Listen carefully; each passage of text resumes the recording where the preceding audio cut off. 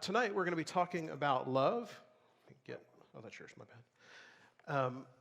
And just so you will know, anytime we do anything different, usually the thing that will happen to me as I go to the back is a lot of people saying, "Is this what we're doing from now on?" This is not what we're doing from now on, just so you don't have to worry about that. But from time to time, as we're doing Sunday nights, going through these different themes from Scripture, every, 4 or 5 weeks, as we tie one together, if we have a good way to have a conversation about that, I thought it might be an interesting way to kind of make a synopsis of everything that we've talked about. And so as we planned for this, I got with Jet and got him just kind of the main points that we looked at each Sunday evening. And Jet has this way of noticing something in there that I haven't thought about, to the point that the first question that he's going to ask tonight, when he sent me that question, I thought, did he read the stuff I sent him? Because I don't see how this relates at all. And then the more we talked about it, the more I realized how it did. So kind of to remind us where we've been, a few weeks back, I think it was the first week in March, we talked about the greatest of these, and it was from 1 Corinthians 13, and we talked about what love is and what love is not and what it does. And then as we went through, we talked about what the presence of love looks like in someone's life, and all these different things we could see about it. And as we looked at this one, we kind of centered in on this idea that love is the mark of a mature Christian. And so as we start our conversation tonight, that's kind of the thing we have in mind of what is a mature Christian? What does that person look like? And love, to me at least, is one of the main markers of that. I agree 100%, and I think one of the things, and Brian and I talked about this before we came up here, is that one of the things that makes love such a difficult topic is the way the secular world has more or less changed the definition of the word love. One of the things that came up in our conversation was, people have that love sticker on their car. And I think if you ask those people, what do you mean by that? I don't think they would have a definite answer. And this first question, and this is what brought me to this question, the fact that we don't often think of love in these terms. And my question for Brian is, does God suffer? Does God suffer? So I immediately, like probably a lot of us would, struggled hearing this question because I tend to think of suffering as lacking or not perfect or negative in some way, and I don't think of God that way. And so I'm immediately challenged in my mind of, well, does God suffer? And so I found myself going to Scripture in a few places that make it pretty clear that he does, and then we'll see in a minute how this connects with love. First of all, go all the way back to Genesis 6. So God has made people. People are a mess, way beyond. And it says in verse 5 that the Lord saw the wickedness of man was great in the earth, and that every intention of the thoughts of his heart was only evil continually. And the Lord regretted that he had made man on the earth, and it grieved him to his heart. So if you were to describe something that went on in your life that you felt very strongly about and say it grieved me to my heart, would you not describe that as suffering? And so I see in this instance, I think it's pretty clear that God suffers. And then we look at as kings are chosen, we referenced this a little bit this morning, but in 1 Samuel chapter 15 and verse 10, it says, the word of the Lord came to Samuel, and he said, I regret that I have made Saul king, for he's turned back from following me and has not performed my commandments. And Samuel was angry and cried to the Lord all night. So clearly you see Samuel feeling a lot of emotion about this, but God, that same kind of wording that he has back in Genesis 6, he regrets this. There's a grieving of heart that is going on with God. And then later on in Isaiah, God says, for a long time I have held my peace. I have kept still and restrained myself. Now I will cry out like a woman in labor.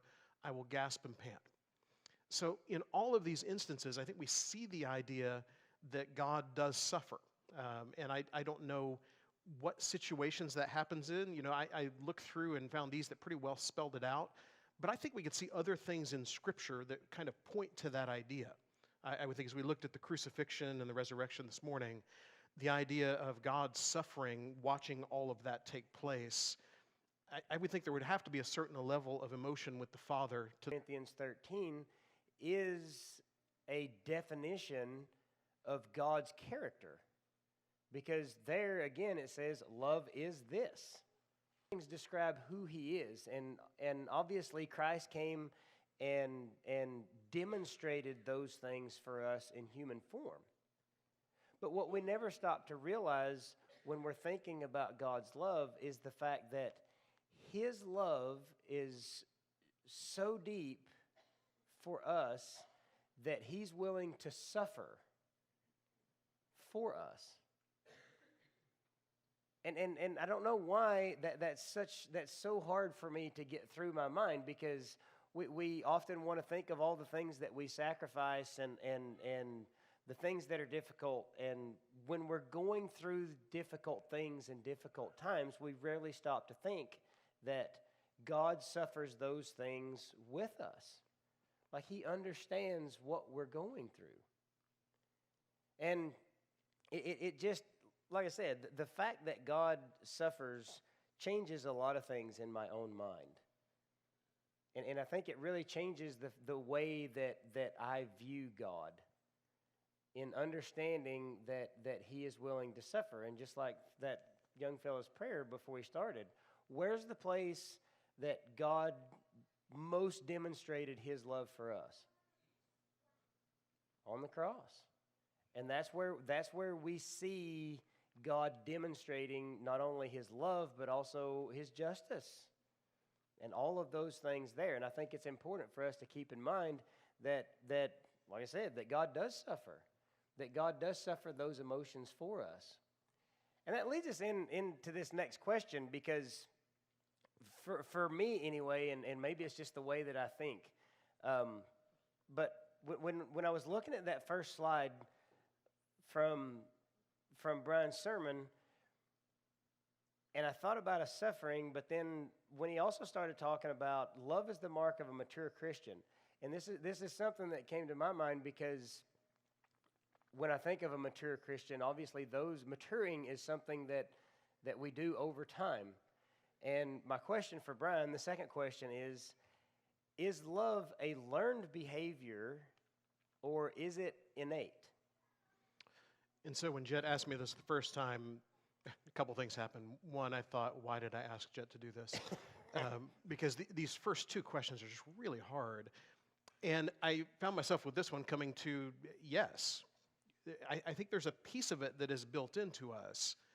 But at the same time, we might use that as an excuse for, well, I'm not like that. I'm something different than that. And we see scripturally clearly that even if it is something that is built in at some level, God has created us in his image, so there's going to be some love in there somewhere, that at the same time, it's something that can be increasing, something that can be changing in our lives.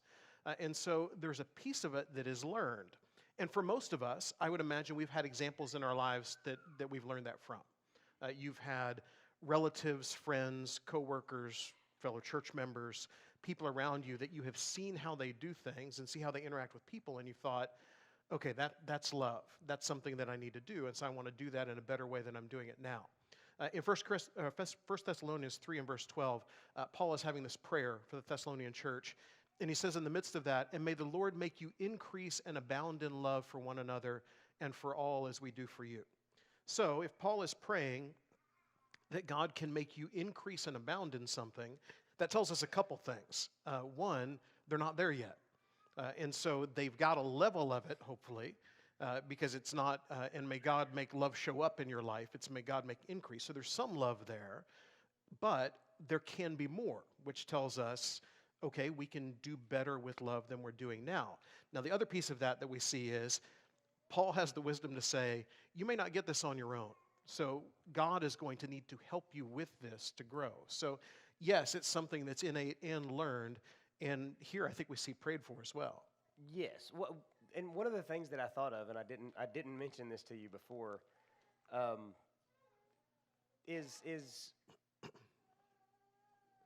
with this question, is love innate or learned? I thought, what is one of the world's greatest love stories? Romeo and Juliet. Everybody knows that story, right? And as far as the secular world is concerned, that is one of the world's greatest love stories. It lasted 3 days and 6 people died. that's the way the world defines love. And for some reason, those two young people, when they came together, just automatically knew what love was, and they were willing to die for one another for whatever that was. And I think that's such a contrast between what we see in the Scripture as the definition of love and what it means to love and to grow in love and to abound in love. I think they're so far removed from one another. We're not even talking about the same thing. And it's interesting, too, in Scripture that there is definition of love. There is love described, and this is what it is and what it's not. Because the world that we live in would say it's just whatever you want it to be.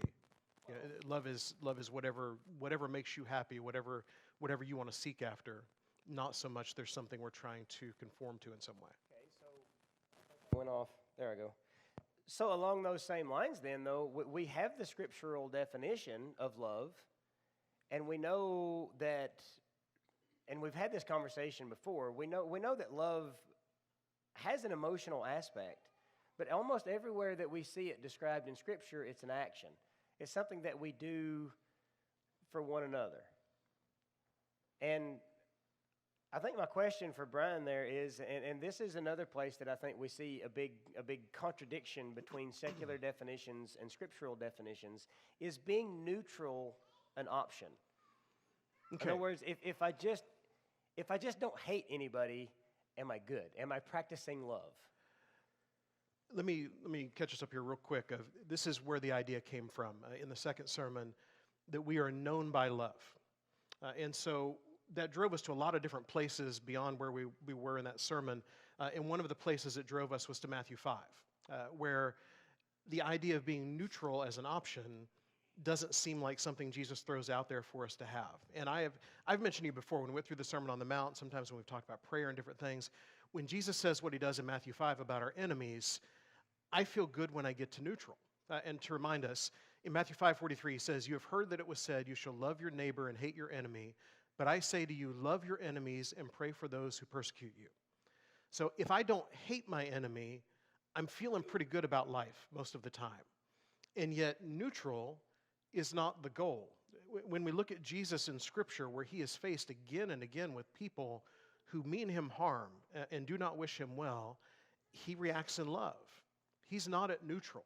As we looked at all the different people he encountered between his arrest and crucifixion, you didn't see a lot of animosity there coming from the side of Jesus. You saw a lot of it from everybody else. And yet from him, it's something different. So neutral, I think probably the world would look at neutral as this is as good as we could possibly go. And it's hard to let loose of that. And you just feel like, okay, let's just make it through the day, or I'm just going to avoid. Maybe you've been there.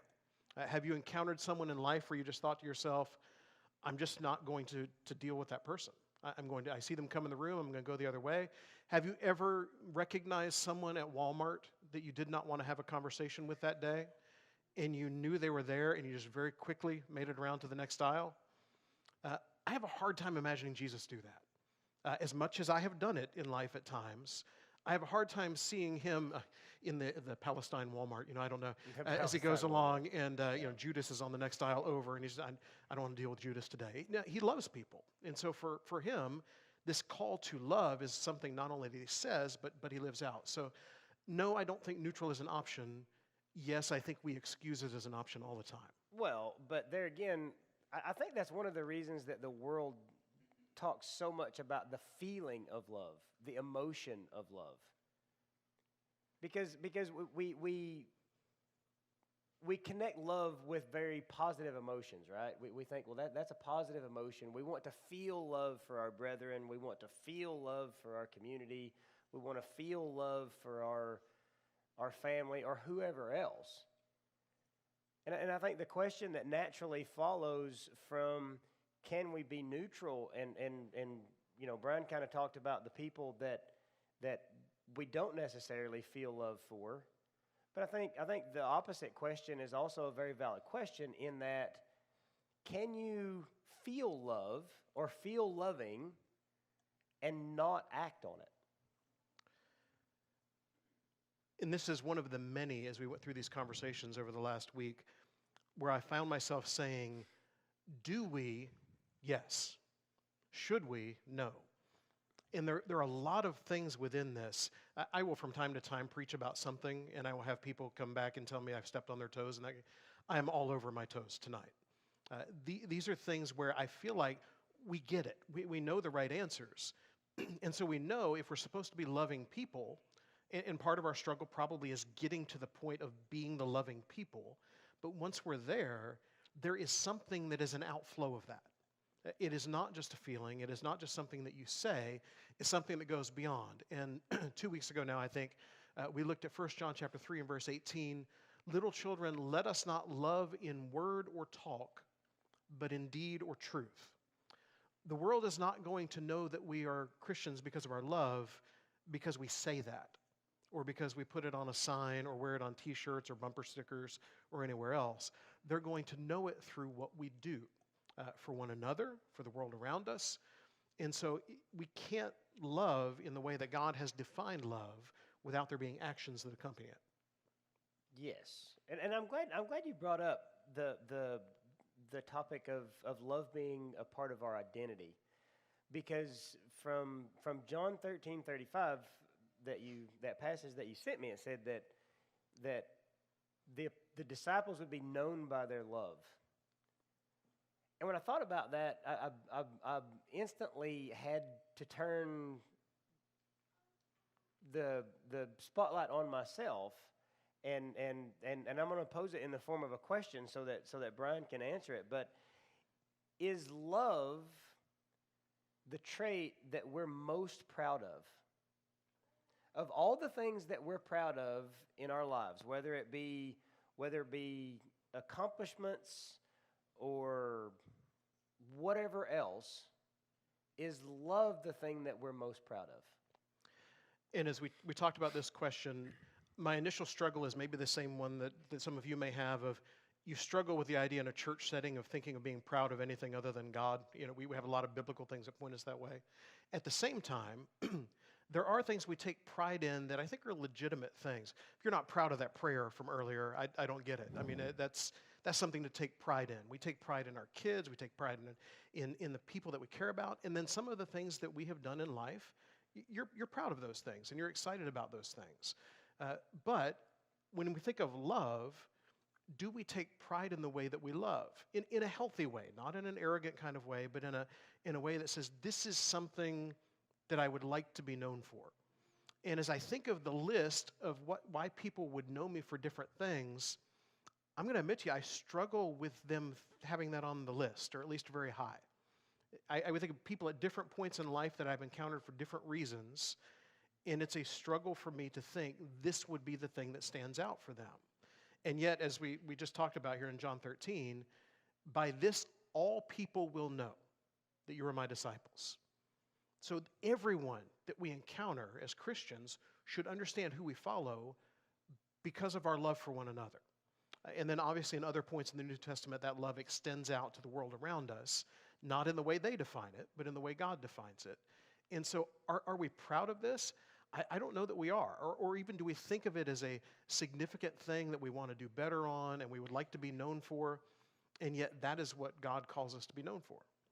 Well, and I think just looking at that question, you can say, are you trying to make a name for yourself by being loving? And I know that's an odd question, but how many other things are people trying to make a name for themselves doing?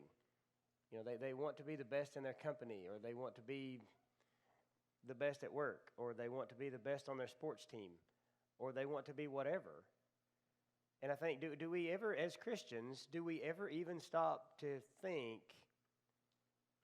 am I aiming for love? Am I aiming to be known by my love? And that brings up another question also, because you talked about being known, and yes, that question, is love our identity? In other words, do we, if somebody asks Kyle, like, who is Kyle?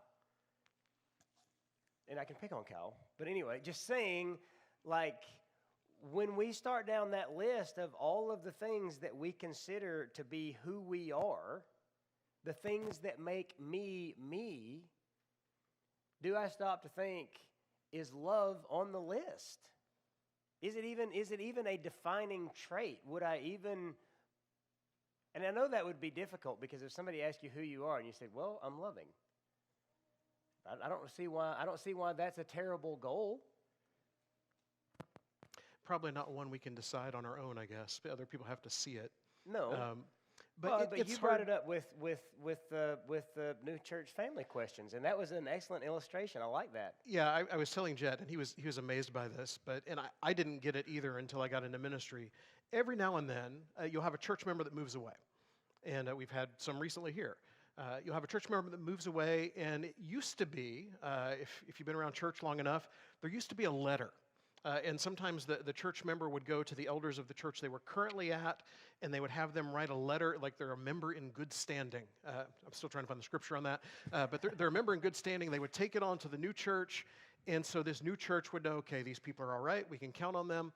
And the letters have they're just gone by the wayside. Nobody does that, for the most part. Nobody does that anymore. But what does still happen sometimes is every now and then the phone will ring at the church office, and we will pick it up, and it will be so-and-so at some other church somewhere, and they will be loving. Now, the one thing that's pointed to in Scripture of this is how you will know they are a Christian. It's not, were they here Sunday night, Wednesday night. It's not, were they involved in VBS, although those are all good things. But the thing that we're to be known by is our love. And in all of those phone calls, no one has ever said to me, is she or he loving? And I'm still waiting for the day that question is asked, because that's the thing that is really deep down into who we are. And I think the fact that question is never part of it. I've interviewed for, not recently, I've interviewed for many church ministry jobs over the course of my life. I don't think I've ever been asked this question in an interview. For a minute, I've been asked what I think about baptism and premillennialism and women's roles and singing and just philosophies about church in general and all kinds of stuff. I've never been asked, am I trying to be more loving? Or am I a loving person? Or am I family loving people? Or tell me about loving people you've known in church or anything like those things. We just don't tend to think in those terms. It's hard to quantify, which is probably one of the reasons. And so if we are to be identified in this way, this should be something we're taking more note of. And I will tell you, as we talk about all of this, the encouraging thing to me is I find myself asking this question as I think about, and don't move away, please, but if any of you were to move away and someone would ask me this question, there are so many people here that I could say, absolutely. They are loving. They will be just wonderful additions to your church family.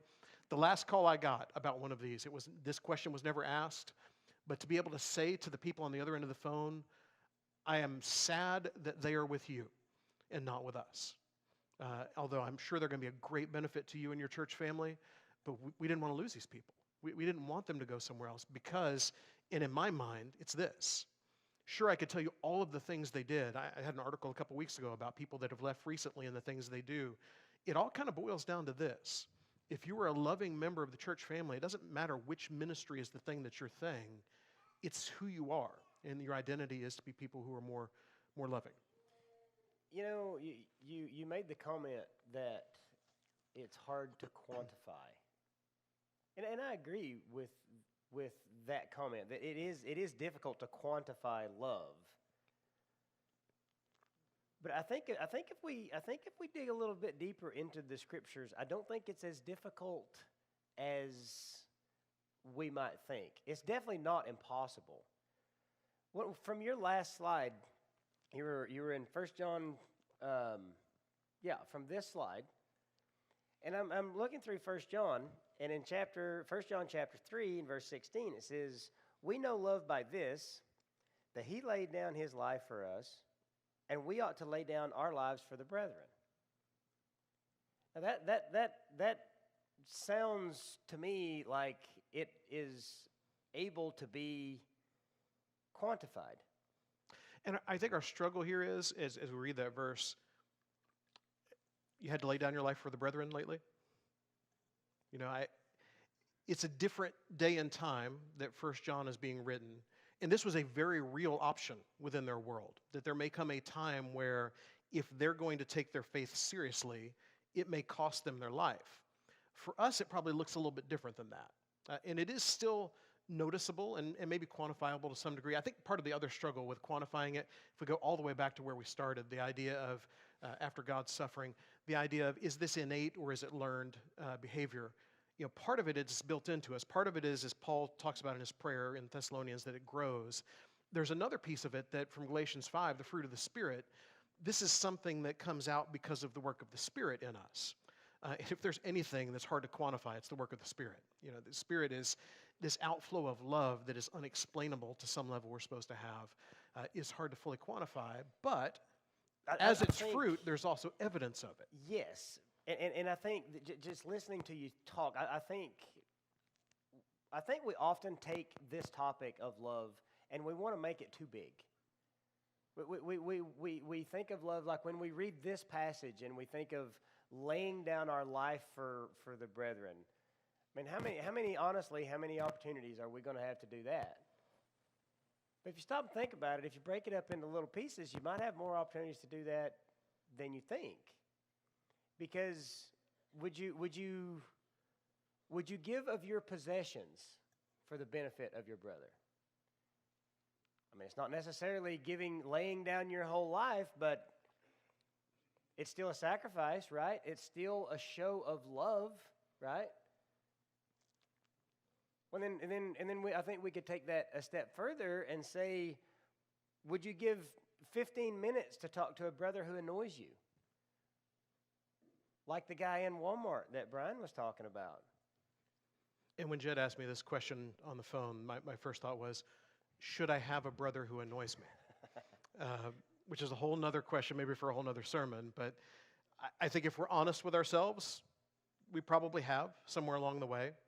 I've had times when I was a youth minister, long, long ago, I've had times where I would see a parent's name come on the caller ID, and my first thought was, do I really want to do this today? Because I know what this conversation's about to be like. I know Thorne has none of those, but I occasionally would have one, and I would think, I know I have to, but man, I don't want to right now. And we have folks in our lives who are like that, and I love the question, would we be willing to give that person 15 minutes of our time? Could you imagine Jesus not giving 15 minutes of his time to anybody? Is he so busy, and clearly he's got a lot going on, but is he so busy that he's not willing to do that? And so it shows itself in less in giving up of life, in more in giving up of, in the verse 17 that we kind of alluded to, if anyone has the world's goods and sees his brother in need, yet closes his heart against him, how does God's love abide in him? So it's giving of the things that we have, giving of our time, giving of resources, maybe just giving of who we are to someone else, to let them know that they are loved and cared about, speaks the world about who we are as God's people. So would we give possessions? I think we do at some level. I mean, this is a very giving church. You go back to the thing to Maui not very long ago, that was a lot of money was given to Maui in a very short period of time. When we roll around to the fall and we give money for Bibles in Eastern Europe, there will be a ton of money that comes of that. It's a giving group, so we do give of what we have. And yet, maybe we don't always decide ahead of time that, this is something that we want to make core to who we are, not to wait for something to come up, but to look for opportunities, and then also to give of time to people. Well, and I like the one that you wrote there, and you didn't even allude to it. And the last one on there was, would you lay down your preferences for someone else? And I think that in my mind, like that gets down to, as far as I'm concerned, that's when you hit rock bottom. Like you say, well, I may or may not lay down my life. I may or may not give up my possessions. I may or may not give some of my time. But how often do we see people who just won't allow others to have their opinion? I mean, they may be wrong. I'm not saying they are or they aren't, but we see, especially in today's society, we see so many people who are not willing to allow other people to have their own opinion. And especially about things Yeah, go ahead. Especially about things that, We can skim over that passage and say, well, I'll never be asked to lay down my life for my brethren. But at the same time, like I said, when we break it up, I think it's important to realize that I may not be asked to lay down my entire life all at once, but at the same time, part of the cross that I bear today may be suffering these other people, allowing them to have some of my time, or allowing that person to have their opinion, or simply, as Philippians says, considering those people to be more important than myself. And there again, we talked about this Wednesday night. Love is such a broad topic. I mean, Brian's been preaching on it for 4 weeks, and we're still talking about it tonight. There's so many aspects of it. But at the same time, I think it's one of those things that if we break it up and consider from one moment to the next, from one situation to the next, from one person to the next, how can I be more loving? How can I more exhibit Christ's love to the people around me? And I'll be the first to admit that when I'm around other people, that's not the first thing that comes to my mind. I don't know what's on my mind, but it's not that. But at the same time, the Scripture tells us that that's what should be on our mind. If I'm fixing my thoughts on Jesus, if I'm fixing my eyes on things above, then I don't see how I can do that and love not be a part of it. How can I fix my eyes on Christ, the one who died for me, and not consider, okay, since this has been done for me, how can I now extend love and grace and mercy and kindness and goodness and gentleness and all of those other things to the people around me? and as we bring this together, I think this morning we saw the biggest act of love. Yes. As Jesus is sent to the cross and he rises again. I think for us, the key is probably start small. Yeah, there are easy ways to show your love for other people that don't require just a ton of you. And if you begin there, it's the starting point. And when you find yourself on the other side of that, when someone makes the effort to do that for you, how do you feel? You feel loved. You realize that this other person didn't need to do this, didn't have to do this, but they cared enough about me to do this, and I feel loved as a result. I was thinking as we were going through this, my wife hates seafood. All things seafood. She just doesn't like it at all. If we go to La Fiesta and you're at the next table and you order shrimp fajitas, we may not be loving, I don't know. But man, the smell of it, nothing to do with it. When we lived in Oregon, we were an hour from the coast. All the fresh seafood you could imagine. I like seafood. Hardly ever suggest a seafood restaurant because I'm trying to be nice, and I know she doesn't enjoy it and all that stuff. When we would drive the hour over to the coast, there was a place right on the water, had fresh halibut that was there, fish and chips. I loved it. And I would just, maybe hint at it, but maybe not say anything. And she would say, let's go to that place you like. And we would walk in, and I would say, does it smell too much like fish today? And she's like, no, I think it'll be okay. And why was she doing that? Love. She didn't want to be anywhere else other than that restaurant, except that I was there. And there was something about that when we would walk in there, the seafood was good, but it was better because of that. There was something about that. And the world around us is looking for some version of that, where they see that we care enough about them that they see love flowing from us. And that love flows from the Spirit, that love is built in, that love is learned. It's all of those things. And it begins in little places, but hopefully it takes us to the point where because they know us by our love, they want to know more about His love. And that's the whole point. So tonight, if you're here and you don't know the love of God, all of this is just little pieces of it, but His love is so much greater than anything we could describe in 10 conversations. And He loves you in that way, wants you to come to Him.